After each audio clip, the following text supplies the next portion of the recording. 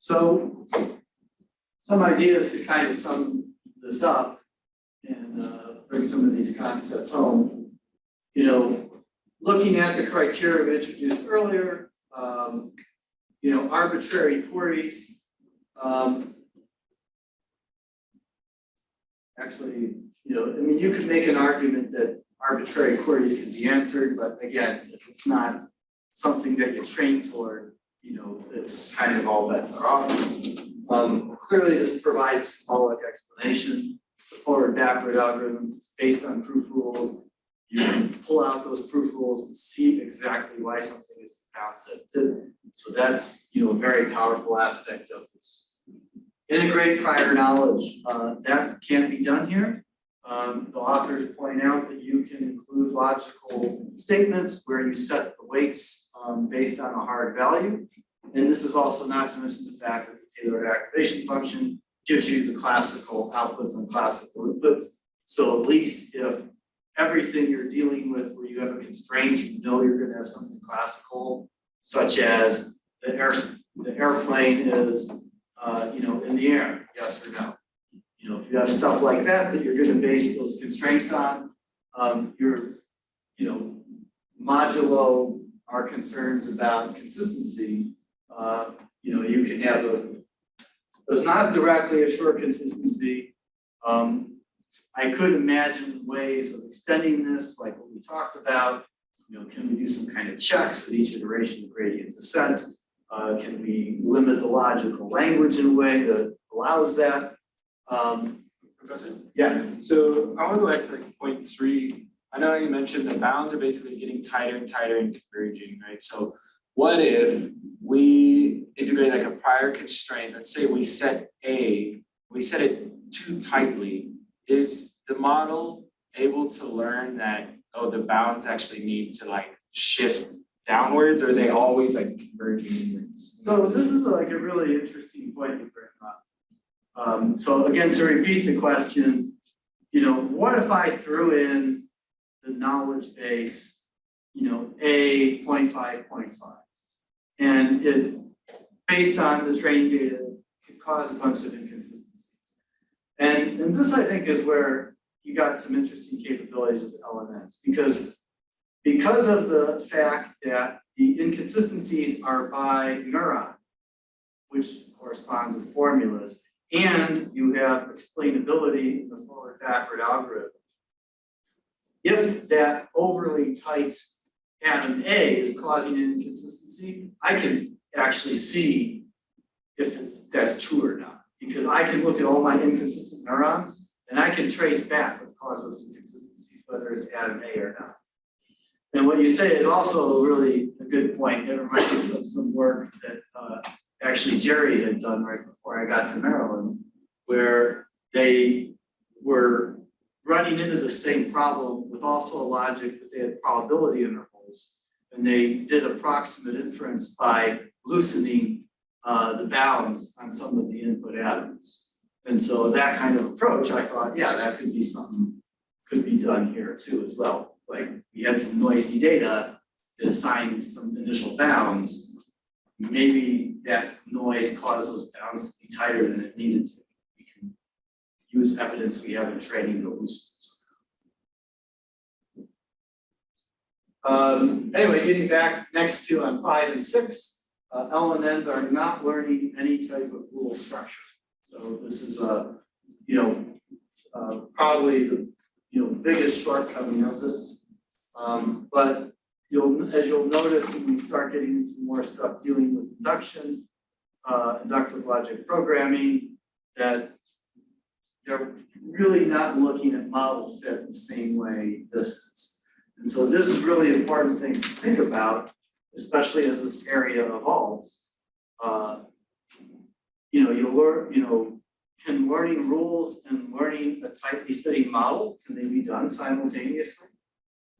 Are we always going to have something like weights on the operators to make sure that fits? If we do, can it be done still end to end or with a single algorithm? Or are you going to need to learn rules first and then run something like this? I don't know the answers to those questions. I don't think anyone does yet. I think and this really speaks to kind of what's exciting about this, right?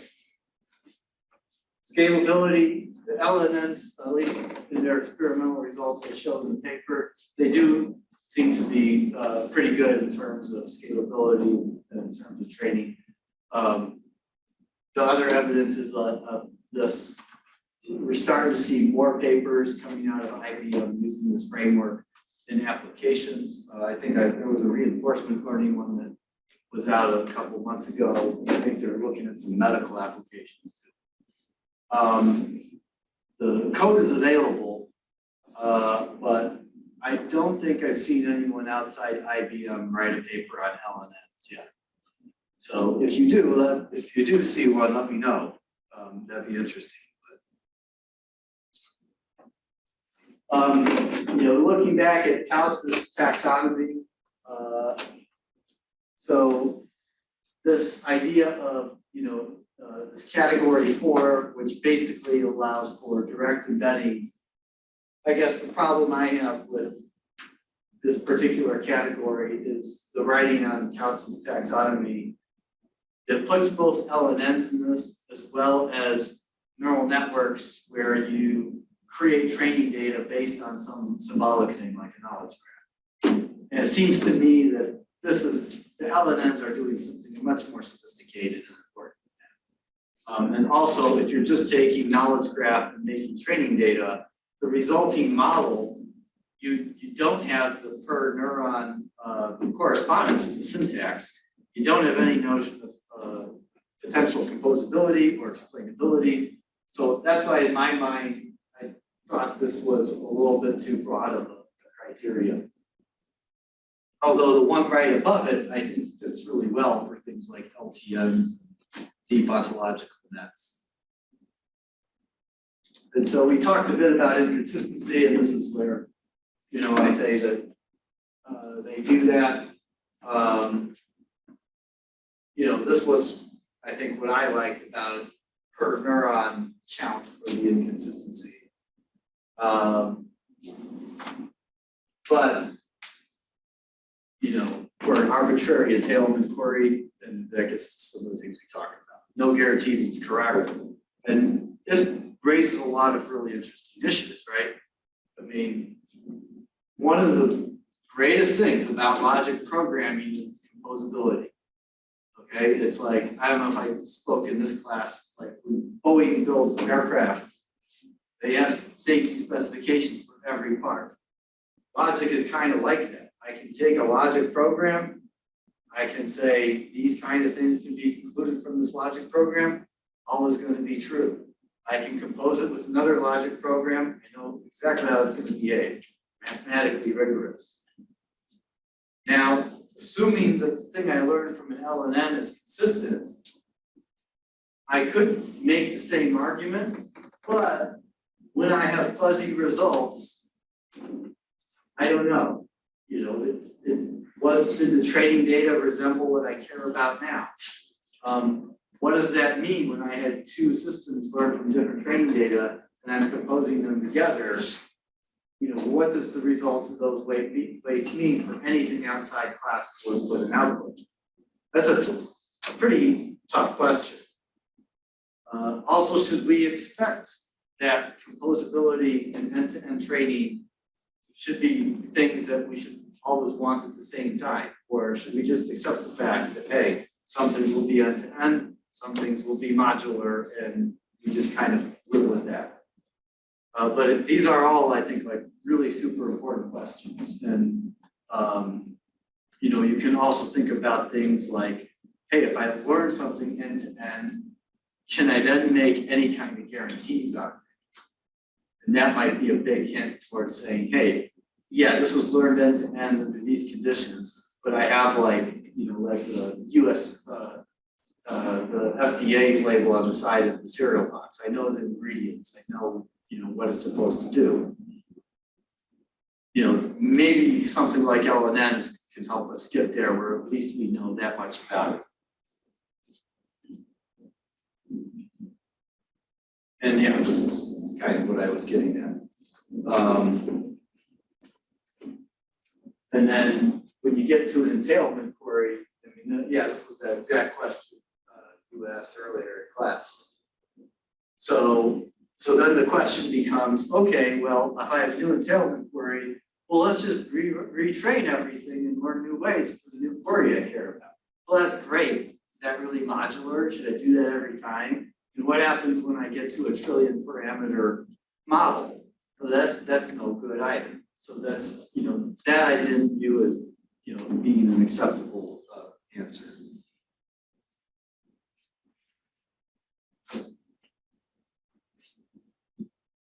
Prior knowledge.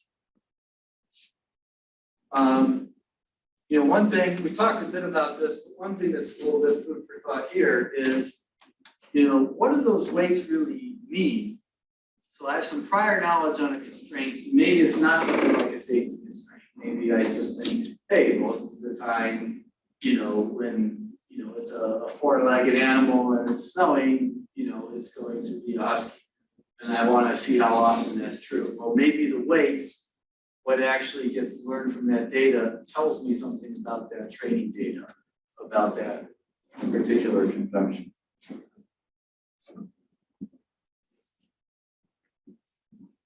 Anyway, so that's about it. We do got a few minutes left if people have additional questions. So, yeah. You mentioned earlier how IBM said you could check for inconsistencies and then not make those weight updates, right? So then the next pass, you would just have those same inconsistencies if you made no updates, correct? No.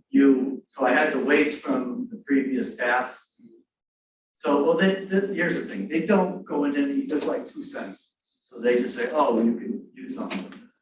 So let's say I change the weights and I do the forward pass and I get a bunch of inconsistencies.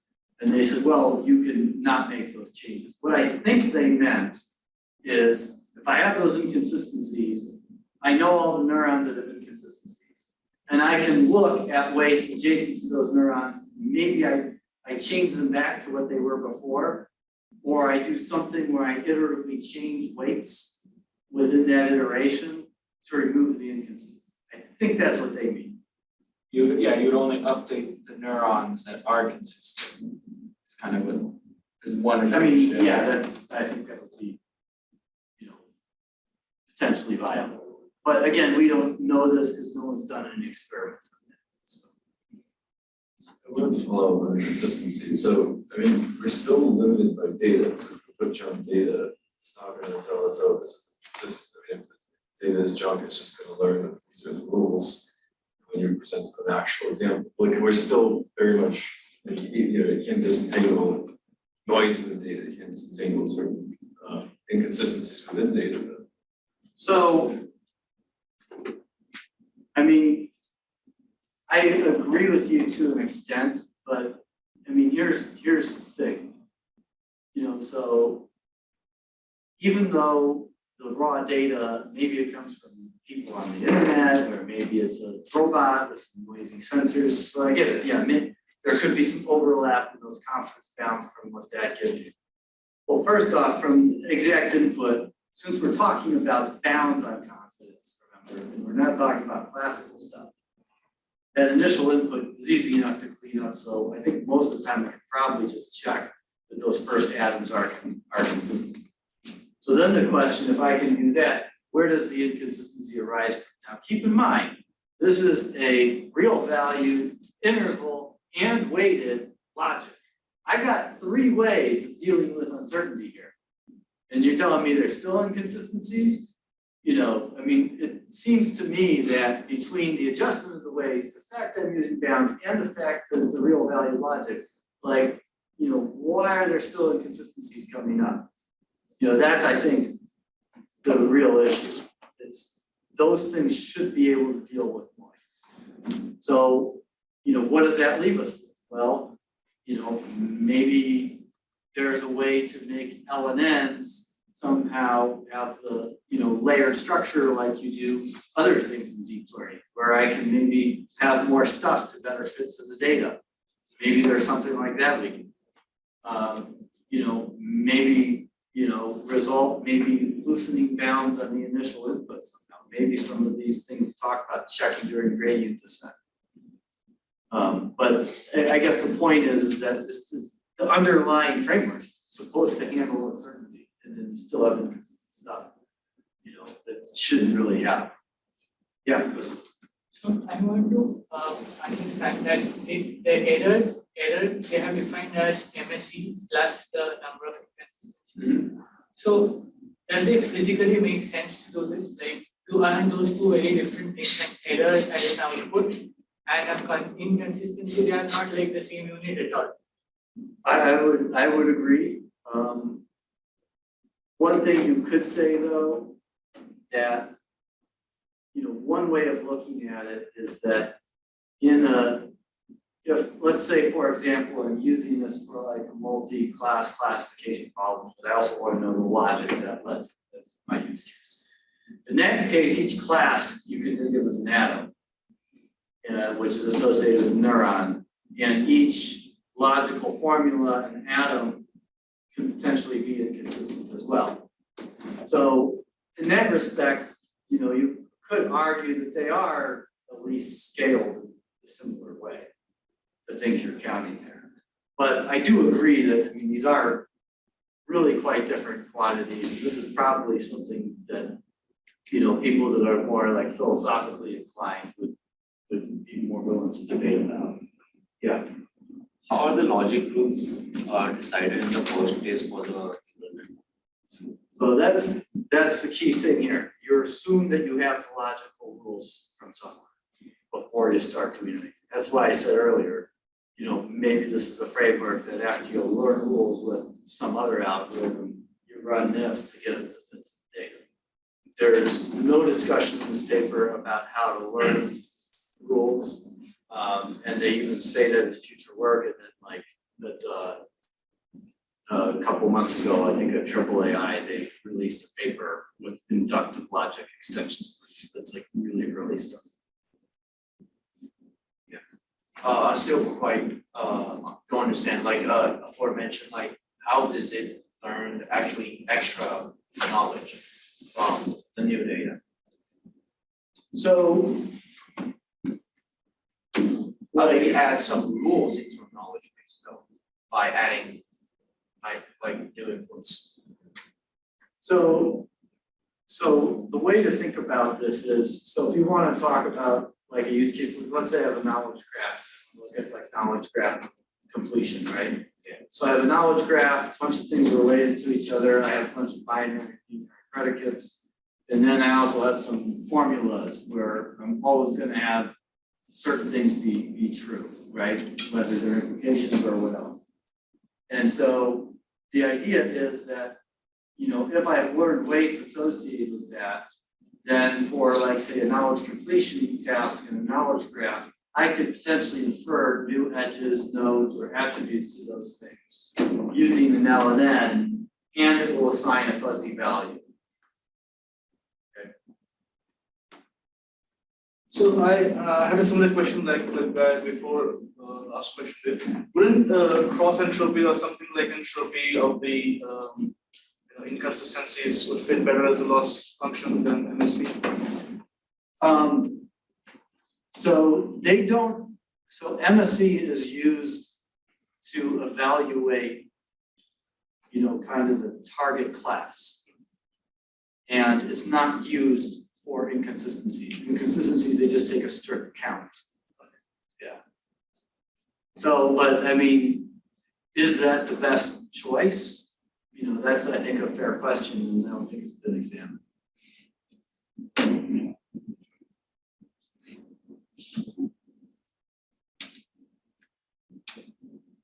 Okay, we can take one more question. What if the rules are in form of graph structure rather than actual? I don't think there'd be any real issue with that. And, there's, I think, a lot of work where the equivalences between knowledge graphs and logic programs have been shown. Gary and I have done work on this with deep ontological networks that we'll cover a little later in the course. It actually assumes that the logic is associated with the graph-like structure. So I don't really see much of a difference. Yes. Is it possible to create something to drop out in these networks to understand whether the move is working accurately or not? That's a really interesting question. I would say the trick there is you got to remember in a framework like LNNs or differentiable ILP, where the neural structure is directly related to the syntax. If you do something like dropout, you are also making a syntactical change. Now, there are logics like the feasible logic that has certain logical statements that don't always have to be true under certain criteria. And so when you say use dropout and things like that, that's where my mind goes. But it's not, it's not like dropout with the standard deep network where you can just apply it and really not care about what it means because it's all neural anyway. You've lost the ability to just muck with things to improve performance when you do a framework like this. All right, I gotta get going, guys. The last one. Yeah, so I'm saying that we are trying to get a smaller difference between lower and upper bound for each of the atoms or formulas, right? So essentially, when we have an input which has a bound like 0 to 1, it's completely uncertain. Yes. And weights are trying to give weights to the atoms or formulas, like which is important, which is not important. So, shouldn't we learning more in some way from the inputs which has like a bound which is smaller as compared to inputs which are more uncertain?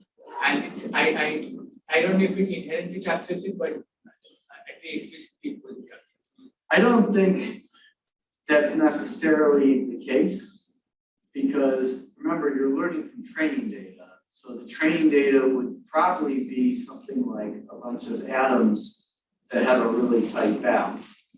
And it wouldn't be just, or maybe not even a tight bound, maybe some training samples have a loose bound. It would be less the tightness of the bound as to kind of the prevalence of how much something occurred in the training data, I think is what will affect the weight. Because remember that you're still looking at a loss function. All right, now I really gotta get going. So